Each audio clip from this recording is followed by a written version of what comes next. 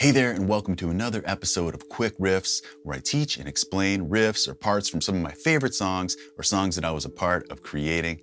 Today we're looking at Let Go from Chimaira's Pass Out of Existence album, the opening track as a matter of fact. And even if you don't know the song or aren't interested in learning it, these Quick Riff episodes are always jam-packed with cool tips and tricks, guitar stuff that I know that you'll be able to implement into your own playing or songwriting. Let Go is made up of just a handful of riffs. All of them are fun to play and fairly easy. So make sure you're tuned to drop A either on a 7th string or a 6th string, and let's get right into it. All right, so let's start with the intro to the song. A classic little riff that, like I said, starts off the Pass Out of Existence album, or maybe you're even familiar with it ending the Impossibility of Reason record. In the very end, the fade out of Implements of Destruction, the last song of Implements, we bring that riff back just for fun. We've gotten a lot of questions about that over the years. Why do we do the Let Go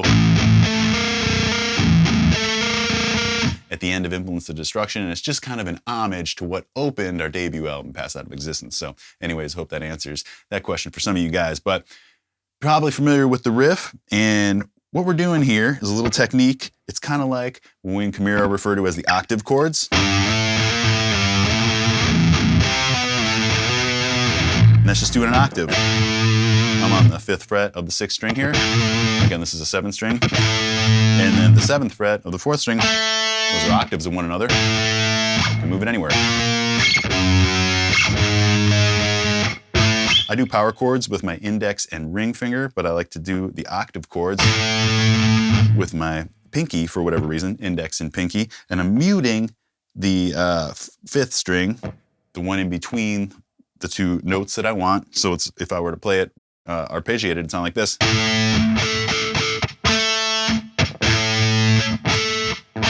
So it's kind of muted in there. So as I hit the chord, we're not actually hearing this. That's one that's deadened by my index finger laying across it. All we want to hear here is the 6th and 4th string. So we're going to move that up to the 17th fret of the 6th string and the 19th fret of the 4th string. Those are octaves. They happen to all be A's. A. And if we were to play that octave chord there, it'd sound like this. All those are A's, but to get it to sound a little bit more dissonant, we're just going to slide our pinky up to the 20th fret. Because of that dissonance, you could do that anywhere.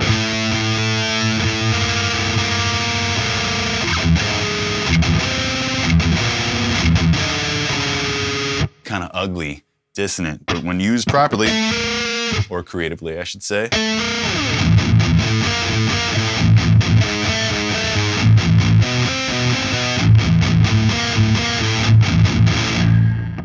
some notes, some like clashy notes can be used in passing and quickly. Others, when you hold them out in chords, they don't sound as good. But a lot of the time, they're great, like I said, just quickly in passing. So anyways, back to this.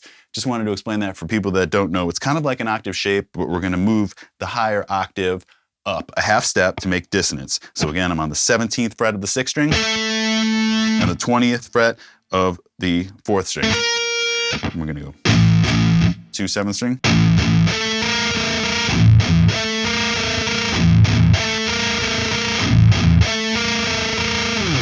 So there you have that intro sound. Easy as that. Then we move on to the main kind of like verse riff. And that's all single string on the 7th string. 0, 1, 4, 3, 1, 4.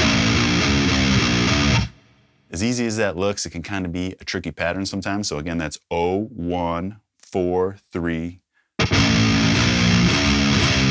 1, 4. 1, 2, 3, 4. Repeating that.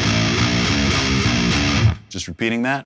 And then I'm going to break into doing it heavier by hitting the 7th and 6th string together, playing those chords. Exact same notes and pattern though.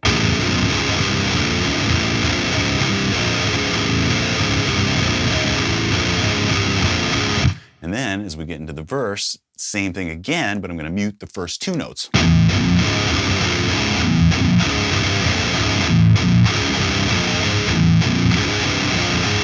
that case, just the first two notes, and then the rest are all no muting. So that's a little songwriting trick that Chimaira uses all the time. We'll take one riff like this, but we'll vary it up and do it in a variety of different ways for different effects. Another example of that, just to show you that we use in other songs, is Cleansation.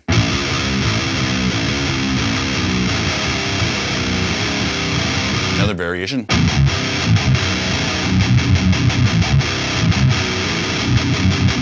So it's a cool thing that you can try implementing as well, where you take one riff, play it kind of open sometimes, play it single string different times, play it muted different times, trill pick it sometimes. All sorts of different ways to skin that cat using one good riff that sounds cool in a bunch of different ways. And you can determine what way to play that based on drum beats. For instance, in Let Go, again, this is kind of pickup beat. With that snare on the up like that. But we break it into more of the halftime fill, the groove,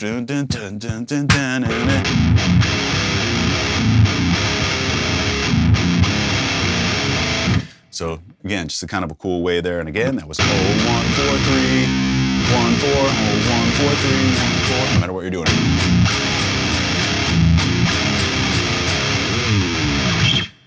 Pretty cool. So I saw this meme a couple days ago. I'll show it on the screen here, where it was something like, the unofficial end to every band practice is when someone who's not the drummer jumps up on the drum kit. Everybody knows practice is over at that point. Anyways, especially back in the day with Chimaira when we were writing all the time, that was something I was very guilty of. I love playing drums, but you know, when the drummer's there and the band's trying to work and stuff, you don't often get the chance. So practice ends. Anytime I'd get that chance, I'd jump up on the drums. And this particular day, Jason Hagar, Chimaira's original guitarist, and I were staying late after practice, just messing around. I jumped up on the drums, and he showed me this riff. I started jamming to it. We just started talking about it. And, you know, maybe half hour later, Hagar and I, with me on the drums and him on guitar, had the Skeleton to Let Go finished. And the next day, the guys came in and we, you know, finished off and solidified the song. And it just goes to show you that sometimes it isn't bad if your guitar player jumps on the drum kit. It may end up being the opening track to your debut major label album. You never know. Anything can happen. So I encourage people to jam together, get in a room, do whatever feels good and feels fun. You never know what'll happen. So we got there. Now we're going to move into the little pre-chorus, just a little ditty.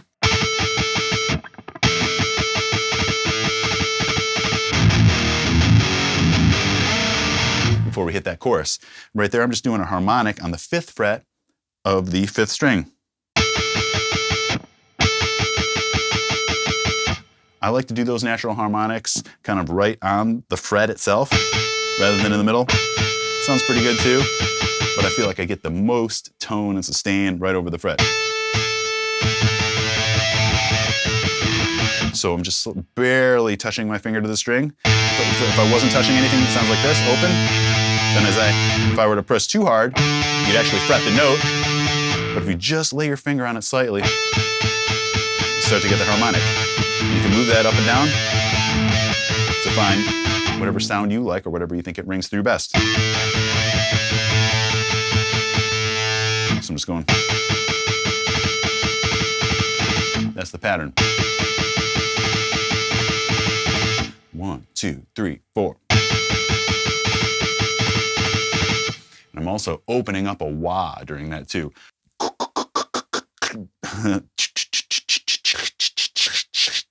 So I hit the wah, start within the back position.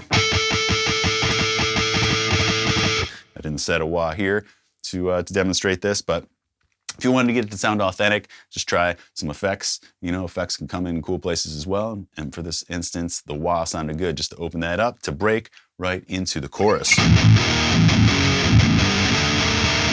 Interesting thing here. So real quick, I'm just gonna say 006, 009, 0010, and then it's that intro chord. We do that arpeggiated at the beginning.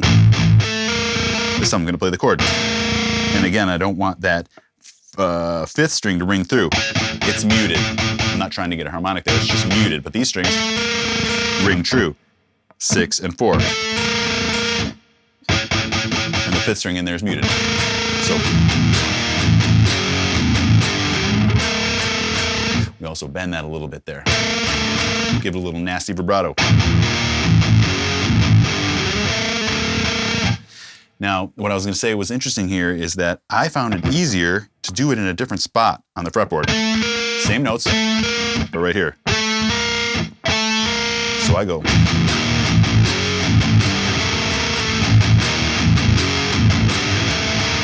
Again, same thing.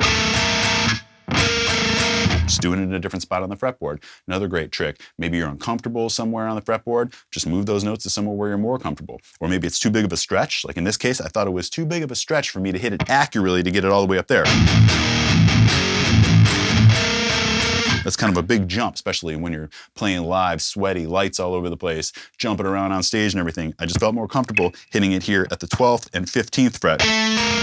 12 on 5, 15 on 3. So I could have done the intro like that as well. Just thought I got more accuracy for that part where my hand stayed in the same place, live and in the studio. But I adjusted to there, and we're playing the chorus.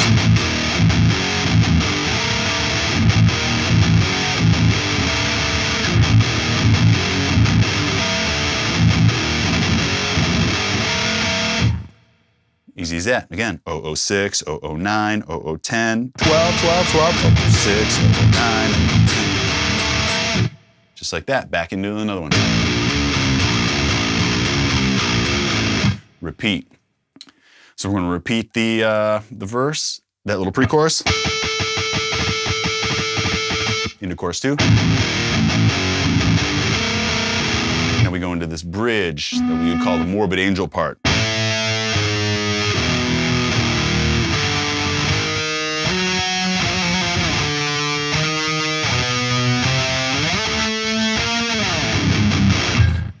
So, there's a couple chords here. I'm going to put the tab on the screen here so you can follow along.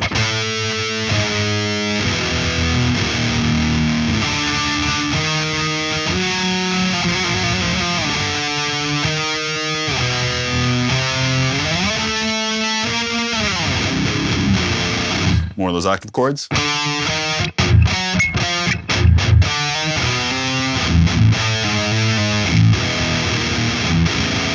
Sound awesome, don't they?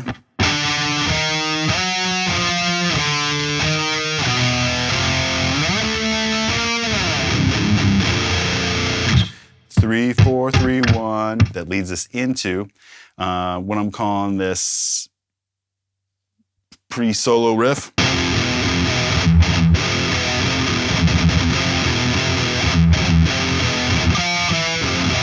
Fun little riff, just 8 and 7 in chords.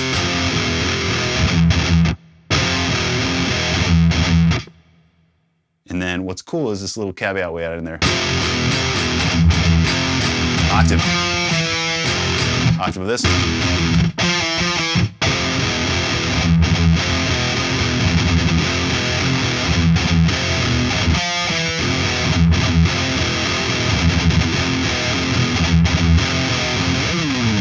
Now again, we vary it up. Same type of ID and everything, but this is now under the solo. Check out this picking pattern.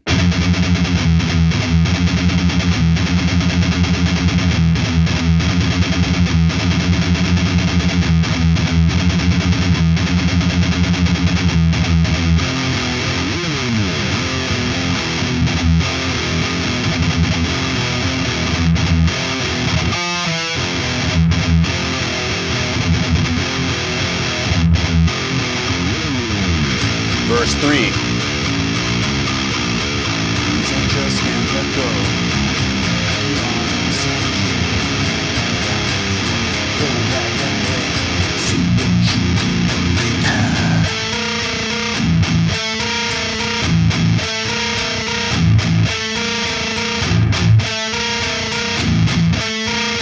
Why am I this way?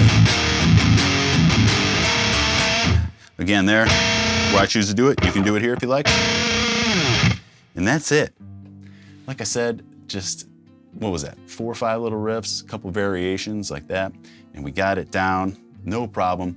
I'd like to let you all know that the tablature, perfect accuracy in PDF and Guitar Pro formats. If you don't know what Guitar Pro is, it's this awesome software where the song plays in real time with you. You can hear everything, you can isolate guitars, you can speed up, slow down, put click track in. I'll leave a link to the Guitar Pro software below. I think it's only like $8 for the app on your phone if you just want to listen, but if you want to create your own, I think you may need to get like the desktop version. It's more like $70 or $80, but definitely a cool thing. But in my Patreon community, I've got loads of tabs, tons of Chimaira songs, the Elite, 6 Feet Under, my Magnitude album, my disaster stuff, pretty much all my projects we've got tabs for, definitely Chimaira having the most of them, tons of songs from all the albums. Make sure you check that out at robarnoldworld.com/guitar tabs, I think it is. I'll leave the link for you right here so you can see everything that's available. And to get access to that, you need to join my Patreon community, which comes with loads of other perks too. Number one being that you're supporting me and the channel and just helping all of this happen, these videos, everything I got going on. And you also get early looks at my videos, an awesome community vibe where people are talking, exchanging ideas, priority messaging. I'm in there commenting and talking with everybody about everything. Behind the scenes stuff, exclusive pics, all that kind of stuff. So some really cool stuff. Please come on over and check that out. Get access to these tabs and so much more at patreon.com/robarnoldworld. If you'd like to learn even more from me about guitar playing and all that, I got loads of free videos here on the channel. Part of my, what do I call it? Probably just guitar lessons playlists. I'll link that for you below as well too, to all these quick riffs and different guitar lessons. And then you can take it a step further and check out my guitar instructional DVD, only $24.99, worldwide shipping, autographed DVD. Plus it comes with loads of cool stuff like my new guitar picks that maybe I'll show off here on the screen. I'm not sure yet, but you're gonna get 6, 7, 8 picks for a limited time here. All this cool new stuff I got. So make sure you check that out. robarnoldworld.com/store. Again, everything I'm talking about here is linked in the description below. Appreciate everybody here watching so much. Make sure you're subscribed to the channel if you're not already. If you are already, thank you so much. I appreciate everybody watching, interacting, commenting, liking, all that stuff. That all matters. It all means a ton. And hey, this is great. I love playing guitar, talking about guitar, teaching guitar, and hopefully you like watching. So cheers, happy riffing. I'm Rob Arnold. Quick Riffs. See you on the next one.